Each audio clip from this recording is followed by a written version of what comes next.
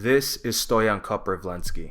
He is a very talented Bulgarian kickboxer training out of the legendary Mike's Gym. And to those who are in the know of kickboxing, they would classify Stoyan Koprivlenski as a guy who is incredibly talented in world championship level, but had yet to win a world kickboxing title. And he proved how good he could be by beating Tyjani Byztati and having an incredible rivalry with him where he ended up on the losing side, going 1-2 against him in the final bout, losing against him in a split decision for the Glory lightweight title.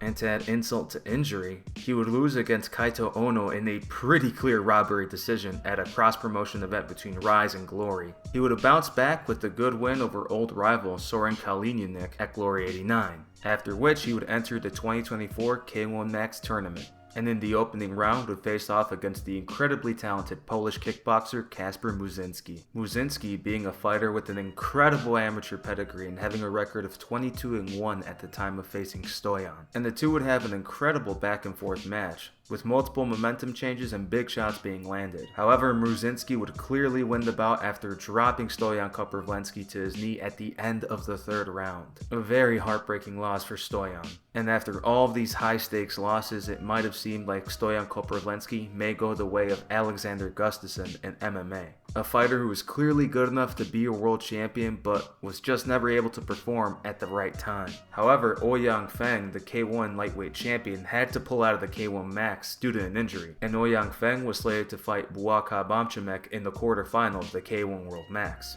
the former two-time K1 World Max champion. With a sudden second chance, it was time for Stoyan to prove himself once and for all. And here's where we see how a Bulgarian underdog became a legend overnight. Quarterfinal, Buakaw.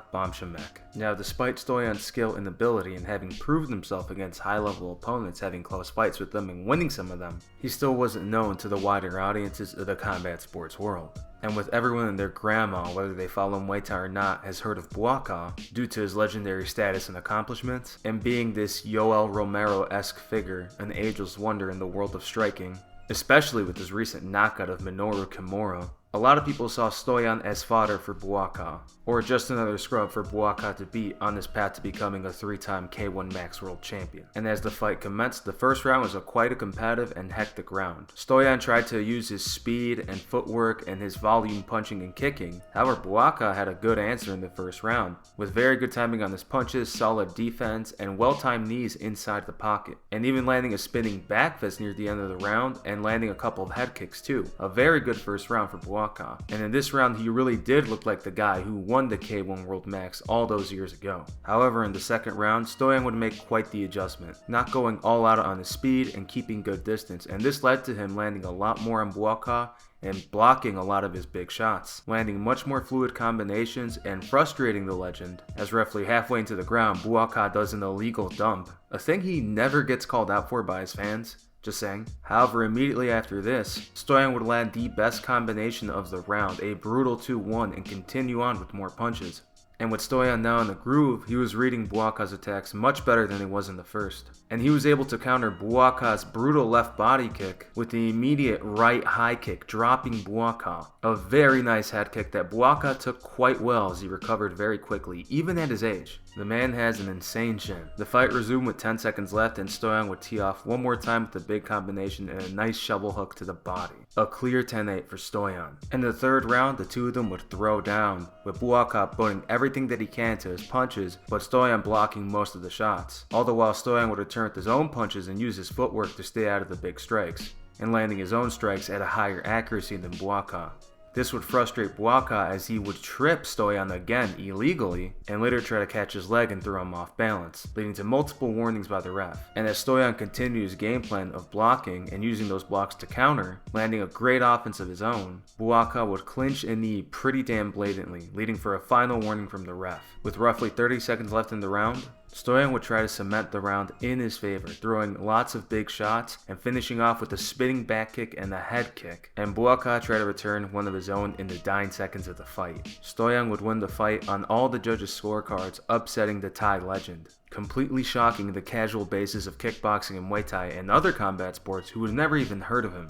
But now all of a sudden he's dropping Buakaw and beating him clearly by unanimous decision. An insane bump to his popularity and his record. Total victory for Stoyan, even if he didn't win the rest of the tournament. Semi-final, Dengue Silva. Now Stoyan Koprivlenski himself is a very large and tall fighter for the division, but Dengue Silva is something else, standing at 6'3" at the 70 kg division, or 155 pounds for my fellow Americans out there, and coming in with a record of 44-4, and having just beat Daryl Verdonk in a really hard fought battle, and fighting a guy with a fairly tricky style and an even longer reach, it seemed like yet another uphill battle for Stoyan. However, Stoyan would have a really good first round, mixing in his offense with a variety of punches and kicks, and really having good eyes and seeing all of the kicks that Dengue was throwing back at him. And whenever Dengue would mount good offense, such as an excellent push kick in the middle of the round, Stoyan would return with some blitzing pressure and really start firing off his low kicks. And this would open up the opportunity for Stoyan to land a good combination on Dengue. And for the rest of the round, Stoyan would manage to avoid Dengue's offense and land with his low kicks and vary it up with his right high kick. Overall, a very good round for Stoyan. However, Dengue Silva would really find the groove in the second round, catching Stoyan with some vicious low kicks and rocking him early in the second round. But Stoyan used his footwork to get away and recover quickly, and Stoyan immediately went back to firing his right low kick, landing 3 in a row, and would catch Dengue mid-stand switch with a nice overhand right, dropping him. Dengue would protest it as he really wasn't hurt, but he still got caught with the flash knockdown. Stoyan would start to apply the pressure after this, after a nice confidence boost from the knockdown. Dengue would catch Stoyan again with 2 big punches, but Stoyan took it well, and would again mount the pressure, catching Dengue with some big punches himself. The round comes to an end, and it's a 10-8 for Stoyan.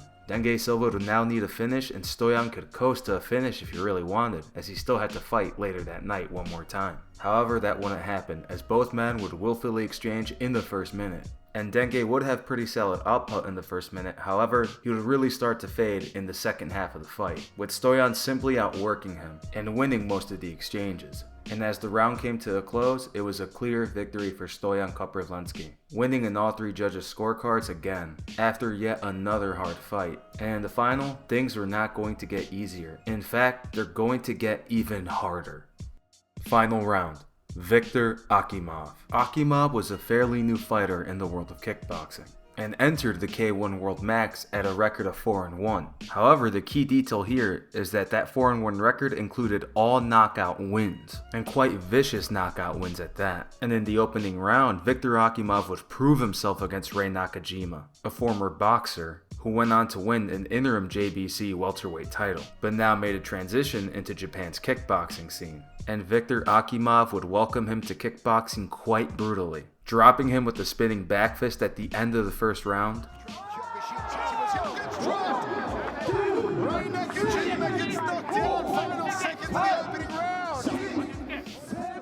and viciously knocking him out with the exact same spinning back fist in the second round.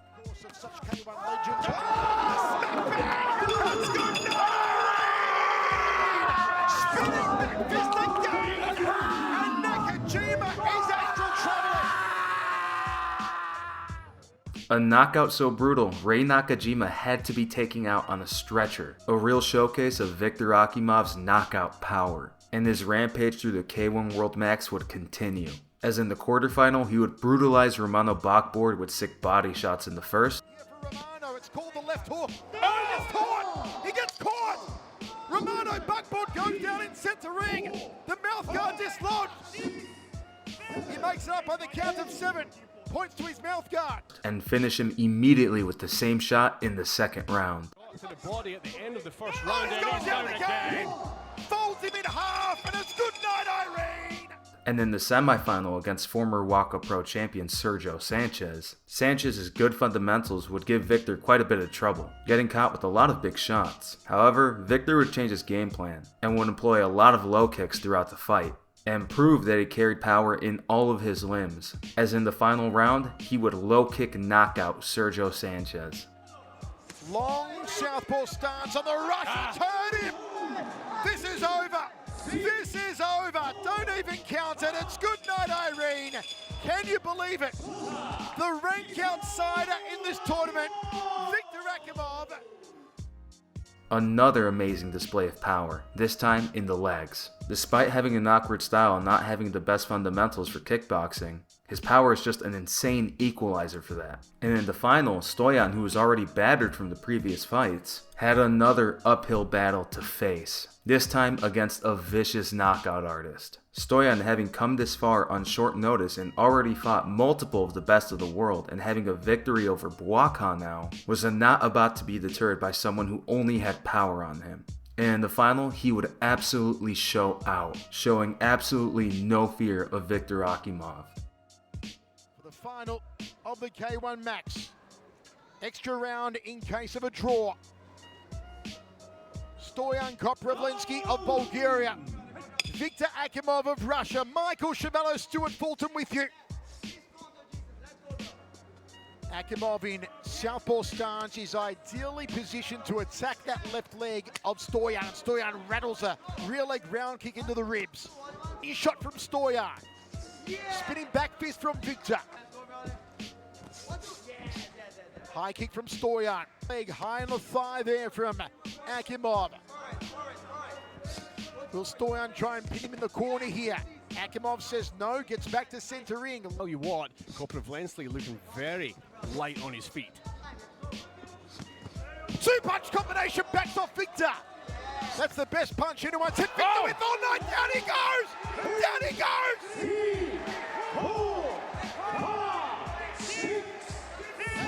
He makes it up at the count of 8. Akimov goes down for the first time tonight. Can Stoyan finish? It's lit a fuse in Viktor. He rolls back. There may be desperation. Here comes Stoyan. The big come on. The big come on. It's good night, Irene. It's good night, Irene. Stoyan Koprivlenski, Mike Pasania. They win the K1 Max. Can you believe it? Can you believe it? We crown the king.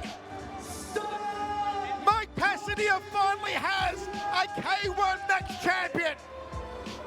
He could never do it at heavyweight with Buakaw. He could never do it in Max with Artakashenko. He's done it tonight with Stoyan Koprivlenski. The Bulgarian flag flies in Tokyo. Stoyan's victory at the 2024 K1 Max is absolutely incredible. To summarize it, he is a fighter who has all of the abilities of a world champion, but has come up short every single time he's had the opportunity to win a major belt in kickboxing. To try his crack at the K1 Max 2024 Grand Prix and lose in the opening round against a prodigious opponent, it seemed like Stoyan Koprivlenski was destined to become a perpetual contender in the world of kickboxing. However, he got a second chance and had the most difficult path to the final, defeating a living legend in the quarterfinal round, an absolute freak of nature with an insane reach and height advantage in the semi-final, and absolutely destroying a terrifying knockout artist in the final round. To win the kickboxing title that has the most prestigious legacy to it is absolutely the stuff of cinema and the stuff of legends. A story that's going to be worth telling and remembering for a long time. God, I love this sport. Thank you guys so much for watching. Please like, comment, and subscribe to my channel. I like to tell the stories of kickboxing and Muay Thai because these stories are often not told, and I want to give them the light of day that they deserve because I want to grow kickboxing and Muay Thai in the greater culture. And if that sounds good to you, please like, comment, and subscribe like I said, and let me know what you want to see in the comments below. I love to read comments. I like to see what you guys have to say and talk to you guys. Other than that, thank you so much for being here. Have a nice day. God bless. Take care.